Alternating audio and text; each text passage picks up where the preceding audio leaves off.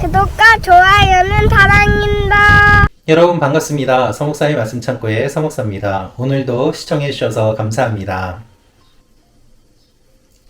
오늘은 고린도전서 15장 50절에서 58절 말씀입니다. 오늘 말씀도 바울은 계속해서 부활에 대한 이야기를 하고 있습니다. 부활에 대한 이야기의 마지막 부분에 이르게 되었는데 바울은 이 부활을 어떻게 설명하고 있는지 하나님께서 오늘 우리에게 주신 이 말씀을 통하여 주님의 마음을 함께 묵상해 보기를 원합니다. 50절부터 말씀입니다.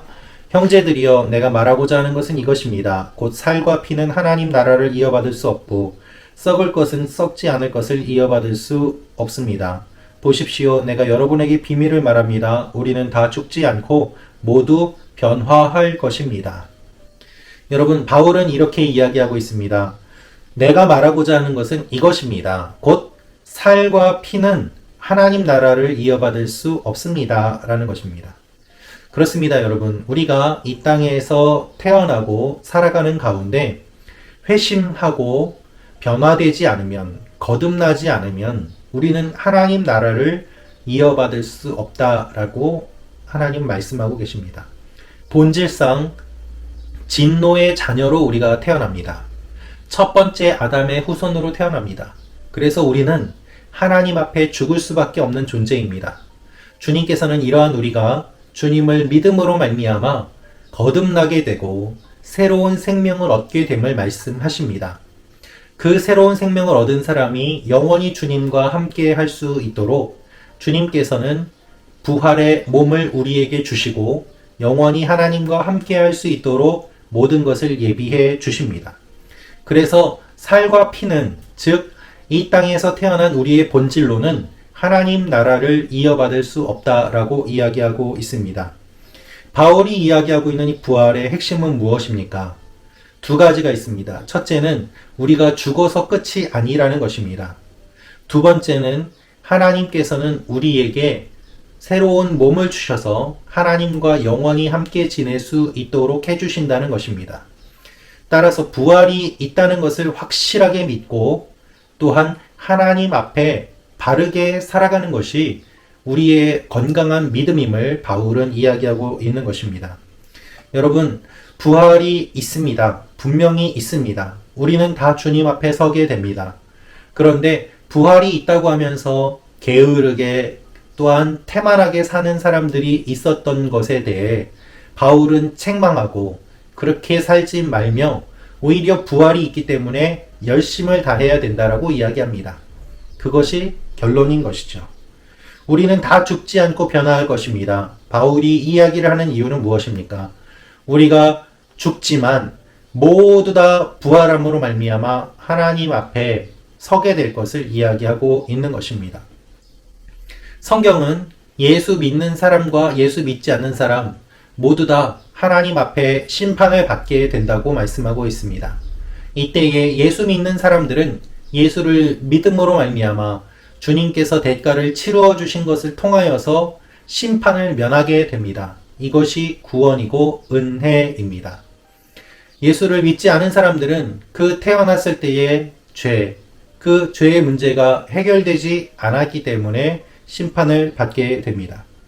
바울은 이렇게 신비로운 이야기를 합니다. 52절부터 말씀입니다. 마지막 나팔 소리에 순식간에 다 그렇게 될 것입니다. 나팔 소리가 나면 죽은 사람들이 썩지 않을 몸으로 살아나고 우리도 변화할 것입니다. 예수님을 믿었는데 죽은 사람들은 어떻게 될까요? 지금 어떻게 되어 있을까요? 여러 이야기들이 나올 수 있습니다.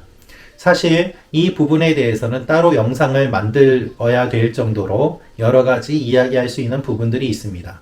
그런데 오늘 말씀만 통해서 저희가 생각해 볼 것은 무엇인가 하면 살아있는 사람들은 주님께서 재림하실 때에 살아있던 사람들은 변화될 것이고 주님께서 재림하실 때 죽어있던 사람들은 살아나게 될 것이라고 이야기하고 있습니다. 그래서 결국 무엇입니까? 이것이 무엇을 의미하는가 하면 사망이 죽는다는 것을 뜻합니다. 죽음이 죽는다는 것을 뜻합니다.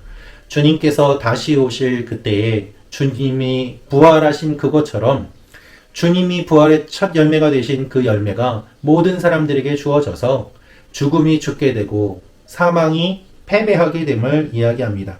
그래서 바울은 이렇게 이야기합니다. 54절부터 말씀입니다. 이 썩을 몸이 썩지 않을 것을 입고 이 죽을 몸이 죽지 않을 것을 입을 때는 기록되어 있는 이 말씀이 이루어질 것입니다.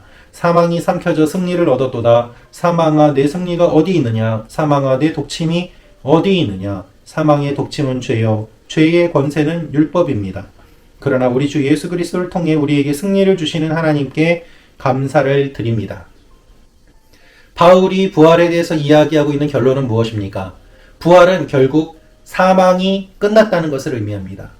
누구도 이기지 못하는 죽음의 문제, 그 죽음이 패배하였음을 이야기합니다. 그리고 예수 그리스도께서 죽음을 이기셨기 때문에 그 은혜가 우리에게 주어졌음을 바울은 이야기하고 있습니다. 여러분, 사랑하는 가족을 떠나보내신 경험이 있을 것입니다. 사랑하는 자녀를 먼저 떠나보내신 분도 계실 것입니다. 그때 우리의 마음은 얼마나 아팠습니까? 죽음에게 패배한 그 느낌, 다시는 만나지 못할 것 같은 그 슬픔, 얼마나 가슴이 아픕니까? 그러나 바울은 이렇게 이야기합니다. 사망이 끝났다는 것입니다. 부활은 우리가 사랑하는 사람들을 다시 만날 수 있다는 것을 의미하고 또한 사랑하는 주님을 만날 수 있다는 것을 의미합니다. 그것이 부활이 우리에게 주는 소망입니다. 그래서 바울이 이야기하고 있는 부활의 이야기의 끝은 결국 감사입니다. 그렇습니다, 여러분. 우리는 다 만날 존재입니다. 주님께서 만나게 하십니다. 그래서 감사가 넘치게 됩니다. 그래서 바울은 이렇게 권면합니다. 58절입니다. 그러므로 내 사랑하는 형제들이여 굳게 서서 흔들리지 마십시오. 여러분의 수고가 주 안에서 헛되지 않음을 알고 항상 주의 일에 더욱 힘쓰는 사람들이 되십시오. 지금 힘든 일, 슬픈 일, 또는 박해를 받거나 어려움에 처한 일, 모든 일들 주님께서 다 아시고 여러분의 눈물을 닦아주시고 심지어 복음으로 인하여 순교한 사람들이 있을지라도 주님께서 살려주셔서 만나게 하시는 그날이 있기 때문에 소망을 품고 낙심치 말고 오늘 하루를 주님과 동행하며 살아가라고 이야기하고 있는 것입니다. 부활의 메시지의 핵심은 무엇입니까? 소망입니다. 여러분, 오늘도 소망을 품고 살아가시기를 축원합니다.